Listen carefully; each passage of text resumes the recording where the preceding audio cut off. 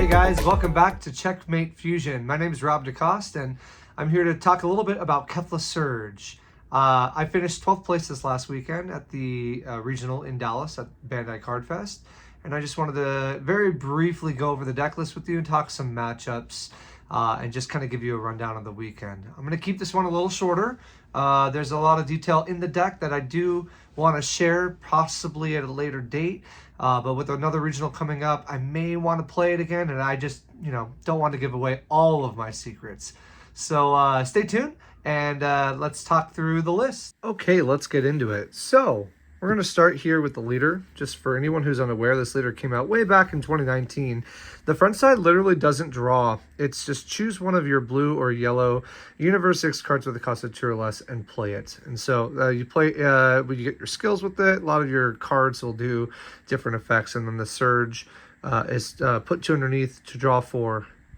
So really just not a good leader. The backside has an activate main when you're at 4 life.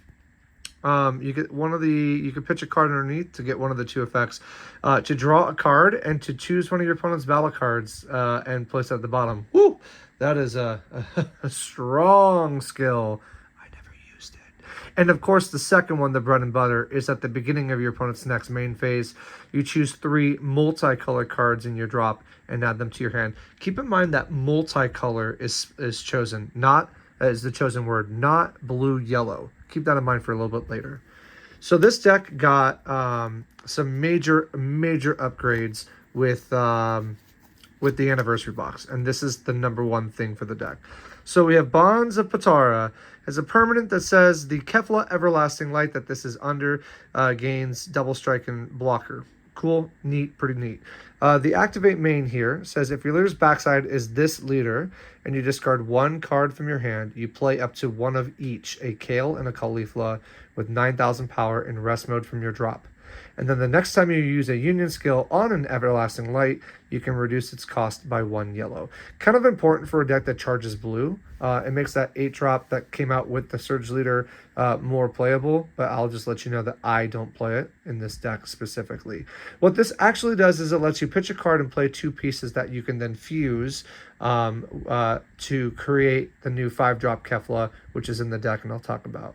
The activate main is also place this under a Kefla battle card, any Kefla battle card, and KO one of your opponent's choose one of your opponent's battle cards and bottom deck it. So for 1, it's just a quick removal if you need to. The rest of the Z deck is as follows. We have 2 of the new Sun Gohan Key Training. This card is bonkers stupid. I don't know why they printed a card like this, but essentially, if your opponent has 5 or more cards in rest mode, you can choose one of your opponent's battle cards, ignoring barrier, switch it to rest, and keep it locked for a turn cycle. So I play 2 of these, and it's a 20k double striker to boot. 1 Gogeta in here, you are charging blue and yellow. It is a simple 25k barrier that does happen to have Aegis. So if your opponent lets it survive, you can get 2 energy back for free defensively. 1 Cell, Awakening of the Created. Great card for clearing aggro decks and kind of removing the board. Not much said there for a 3-year-old card. Oolong Greed is good, same concept. Surmounting the Impossible. Just another card to help me get down to that magical number 3, which I'll talk about a little bit later. We have 2 Android 18s. I think this is the better unison for the deck. It's just a little cheaper. You get 1 energy back and you bottom deck one of your opponent's cards. That's typically what I use her for.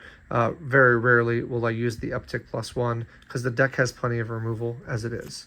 And then 1 Deborah, just to help get through some pesky barrier stuff and give yourself a little bit more defense. So overall, throughout the day of this Z deck, I didn't play Oolong. Everything else I ended up playing at least once throughout the day. So pretty relevant, with Oolong being a closer that I typically just don't need anymore, so I might be replacing. But it is always nice just to have that like extra, I don't know, 45k dude that comes in and wins the game. All right, let's start with the next part from the anniversary, which is the Kale Caulifla duo. Keep in mind the auto here is limit 1. It's when it's played, look at the top 7 cards of your deck and add a Universe 6 to your hand. Then place up to 1 use 6 card with 9,000 power, and it's on a drop. So this like lets you put a piece back into your drop if you need to. I typically have never found a reason to do that. The other activate battle on here is also limit 1. If this is under any Kefla, I can activate battle once per turn and use up to 1 card from under a Kefla battle card in a combo. So it doesn't matter if the Kefla battle card's in combat, your leader can be in combat, and then if you have a Kefla, this underneath the Kefla, then you can get free combos effectively using the pieces from underneath the Keflas that you've used. Definitely a 4 of, definitely like the bread and butter of the deck. We also play for the Kale from the Expert deck. This card is still really good. You free play it off of the leader. You search top 7 for a Kefla, that one, or a Kaba, and you get to play that card with its skills, which is pretty nuts. So this allows you just to dig and cycle. My opponents will agree that I was flying through the deck at rapid speed. I would even argue my Zamasu opponent was pretty happy about it. The other Kefla in the deck here is the Spunky Allure. This card came out at the same time the Surge leader did, and really good for its time, but a really terrible archetype. This card, when fused, taps one of your opponent's barrier battle cards. Like, that's insane that a card 5 years ago had this effect and is now only just seeing relevance because there was nothing good to fuse. Also, when you play her off of like the Bond, the Kale, you get the draw. Also, when you play her like off the field, like these two, for example, you get the top 7 and the draw, and then you fuse them together and do all the crazy shenanigans. So very, very good pieces here that you want to see for fusion. And I run it at 4 each for consistency. However, sometimes that top 10 search on Kale can whiff, which I had once in all of my testing in this version of the deck. I whiffed once in the match that I lost against Brian Samuel. It was pretty unfortunate. So we have other redundancies in the deck. Other search targets. Kaba is a great search target. Essentially, he says top 7. Choose 2 blue or yellow Universe 6 cards and add them to your hand. And then if you added something, discard a card. So he's ultimately just a cantrip, but he lets you dig a little bit further for more pieces or fusion targets. So really, really good to have. You could just free play him off of the leader as well if you so need to. Couple one-of techs for the pieces. This Kefla is not playable from the drop because she's 10,000 power, but she is playable off of the Kale here, as well as the leader skill. When you play her, you can take a life and then tap one of your opponent's energy. So really solid card there, and a Self-Awakener. And then a Kale Enigmatic Beauty. This card also same time as the Spunky Allure when it came out. When it's played, choose 3 blue or yellow Kaba or Kefla cards in your drop, and you can, with 2 or less, and shuffle them back in your deck. Up to, by the way, just keep in mind there. Also, when she's fused at the start of your opponent's next turn, you can untap an energy, effectively making your Kefla that you used to fuse free. You get that refund. So this is really good. It helped me out a lot in the Zamasu Mill match. Yeah. We also have a couple 2-drops here. These are free multicolor charges if you have a Universe 6 in play already. I never once played this as a leader skill. Most of the time I just pitch it off of the field card if I need to. So good to have to give you just some free extra multicolor. All right, so what makes the deck actually work is this Kefla, which is insanely stupid. So it is for 1 energy, draw 2 cards. Right there alone. A +1, insane. Not to mention that the field that you're pitching and playing 2 of your pieces is also giving you a +1. And so this combination for 1 energy where you pitch 2 pieces and then you play them from the drop and then you fuse this on top of it is a literal +2 in the deck, which is why the deck works so well, because the deck doesn't draw naturally, and this is a good way to do it. So this is when this card attacks, choose one of your opponent's battle cards, place it at the bottom of the owner's deck with its skills negated for the turn. And then activate main limit 1. If you have 3 more energy, switch it to active mode. So it's just really good clearance. A lot of times going second, you can literally just play this on turn 1. If you Kale with the top 10 searcher and you play a Kefla, you can just hard cast this on turn 1 going second, swing and clear their 1-drop that they left in play for Z energy, and then just get a lot of value off of that. So just be careful that there's clearance on turn 1 if you see all the pieces. And there's a good chance that you will. Had a 1 of Kaba here. This guy's a really cool little tech. Kaba was, it's a rival yellow, blue. You're doing that all the time, especially when you're comboing the multicolor from underneath Kefla. It is simple. You pay 1 yellow and you draw a card. And then when this card is played, choose one of your opponent's battle cards or unisons and just switch it to rest mode. He's also 25k blocker. He gets around Kotsukai. The rest of this skill here, totally useless, only for a Kaba leader. We have 2 lightning speeds. This card came out some time ago, maybe 3 or so years ago now. 2 blue and a yellow for arrival when it's played. Hit something with barrier to the bottom of the deck. Just really good oh crap situations. You can also activate main if you pitch itself from your hand. You can draw 2 cards, but you can pitch any card to just simply give it dual attack. Also, when you pitch itself, it also taps one of your opponent's cards, period. Racist Frieza, say no more. This card's really great. Wasn't great this weekend because there weren't a lot of Saiyans running around. I played a lot of like Arinsu and white like Belmod and things of that nature as Zamasu. So like there weren't that many Saiyans running around, which was kind of unfortunate. 2, 3 SGRs here for specific matchups. Just early game removal is really good. And just another pay 3 oh crap button. 2 Kefla's Peak of Perfection. This card, you're not using it for arrival. You're simply just using it as a combo. When it's comboed on your opponent's turn, you can choose one of their energy and just switch it to rest mode, and then you can't do that again. I've never arrivaled it. There is possibility for it. It does stun lock something, which is kind of neat, but not as relevant. Maybe I should arrival it more. 4 D-Max, simple and easy. 3 of the blue Violent Ray. It's not quite as good. This is only for a U6 leader. You negate the attack, you pitch a blue card, and then they can only attack 1 more time for the turn with battle cards and unisons that have a 20,000 power or more.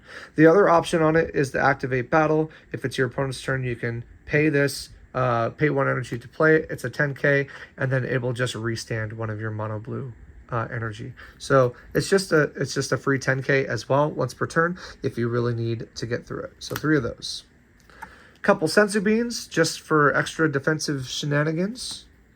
2 of the concept rares. These were actually really good. This card is really snapped. It's a final flash on a stick with a body, and you can also play it offensively for 1 energy, 20k, 25k double strike.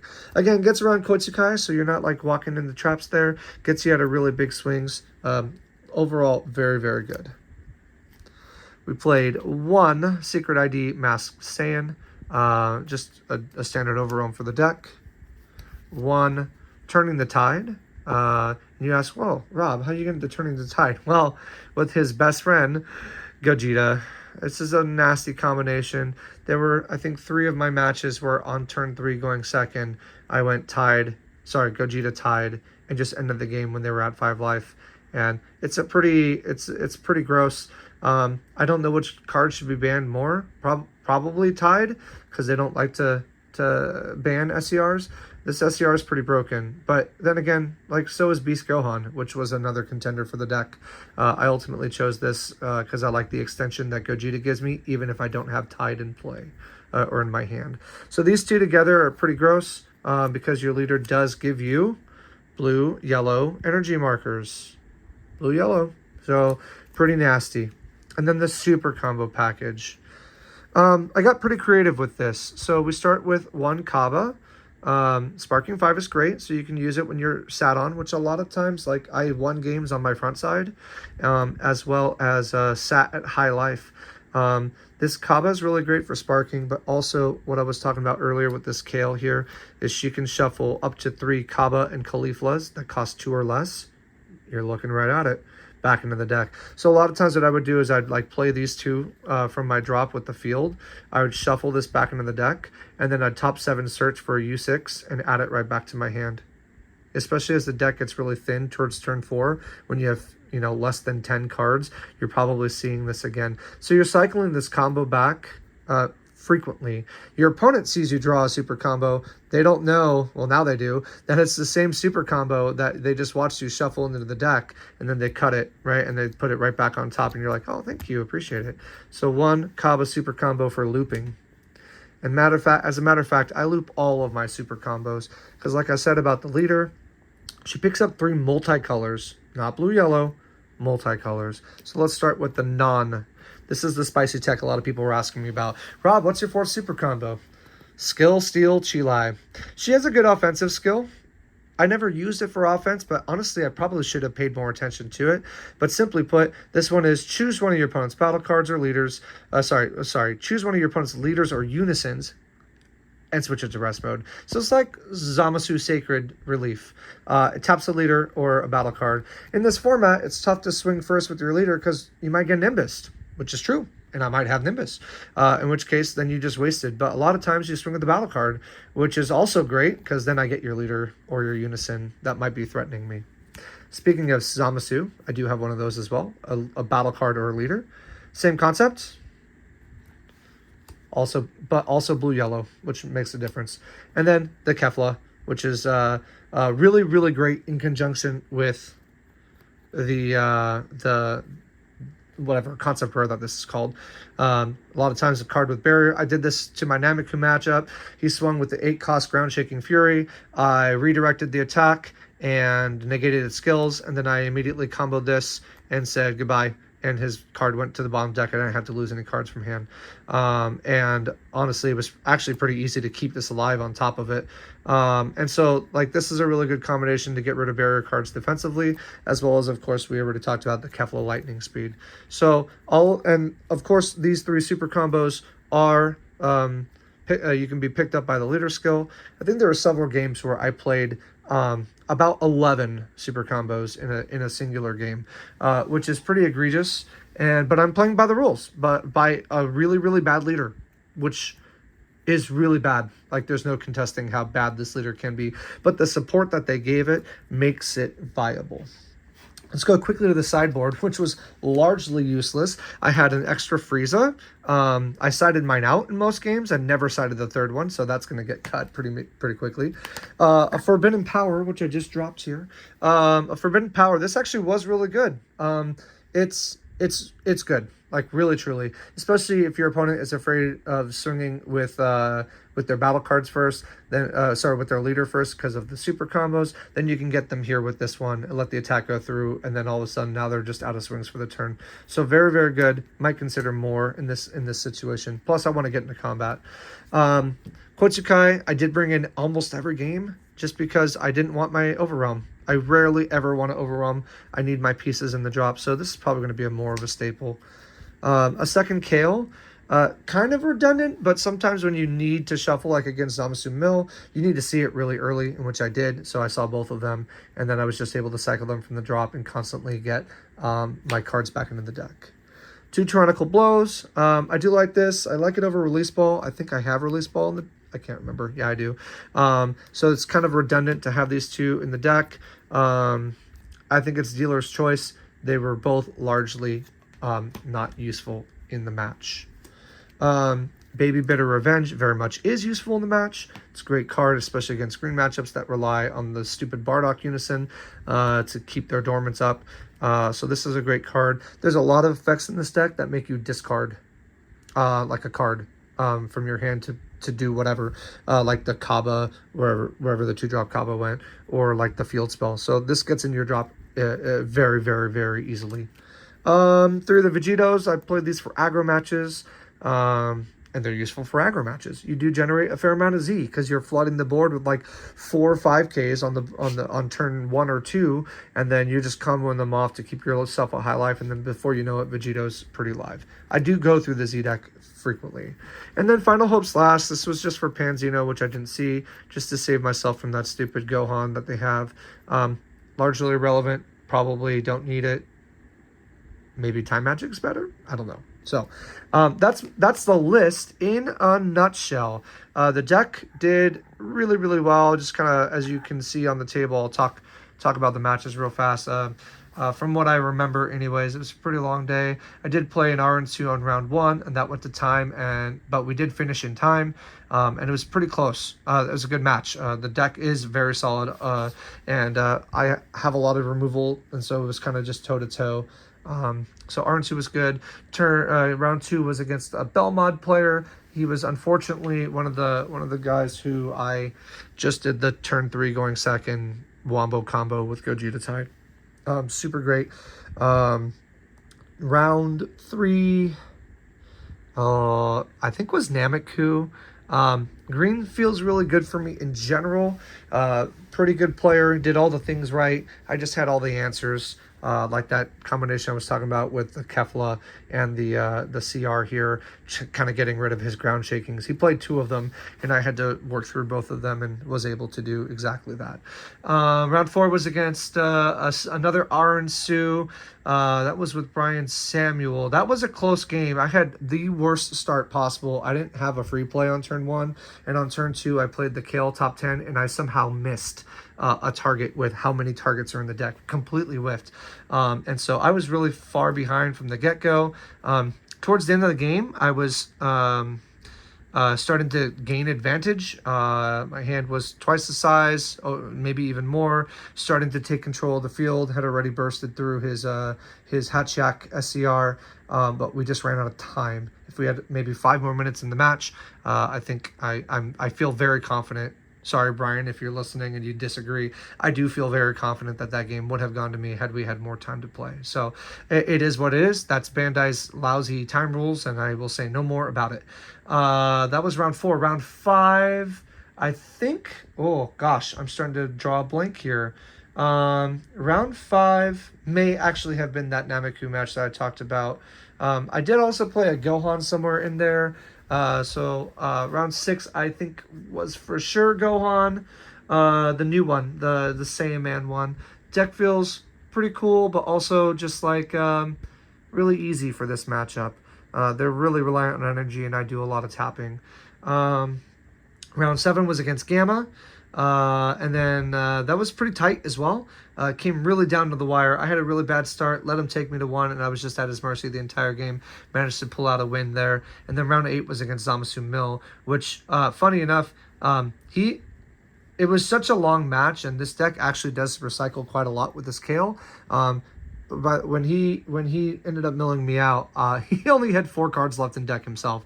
So my strategy was to kind of mill him, and it came very close. It was really down to the wire. Once he milled my secret rare, he turned on the gas, and rightfully so. But otherwise, he just kind of sat on me, and I sat on him, and it was just who could deck each other out first. So, he ended up getting that win, just pretty down to the wire. So X2 was pretty good. I think tighten up some things, and this deck could be a real contender with the way it is. But I really, really enjoy it. It's fun to play a really lousy leader and make something special of it. And plus, everyone loves Kefla. She's just fun. This was my first archetype that I ever played in this game. I started with U6 Veggies back in set 7 when I came on board, and I really loved the idea of it. And now here I am, 7 years later, playing it again and laughing my head off as I go X2 at a tournament. Potentially better if I can clean up my play a little bit. Shout out to Checkmate Fusion, my friends, for being supportive and me playing a really questionable deck. Daniel Dalby for being my main testing partner, who also won the event. So big props to him as well, and to all the guys on the team who just kind of like laugh and joke about this. Oh, and of course I can't thank Ari Vink enough for even giving me the idea in the first place. It was his thought train that put me onto this deck, and then I've just been kind of teetering with it. I wanted to build it for a while, I just never put it together. Then he had mentioned it in the chat, and I was like, oh, I gotta run with it. So run with it I did. So thanks, Ari, for that. But yeah, so stay tuned. I might do some more in-depth stuff. I might play it in LA. and with the, tighten up the list and make some changes. I've already, that night, I made changes almost immediately after the tournament was done. I had to de-sleeve and put this one back together just for this video because I don't want to show all the new things that I'm talking about. But anywho, thanks for watching. Thanks for caring about this list. If you have questions about it, feel free to ask. I'd love to chat more about it and our dear friend Kefla. So until next time, and I'll see some of you in California. Take care.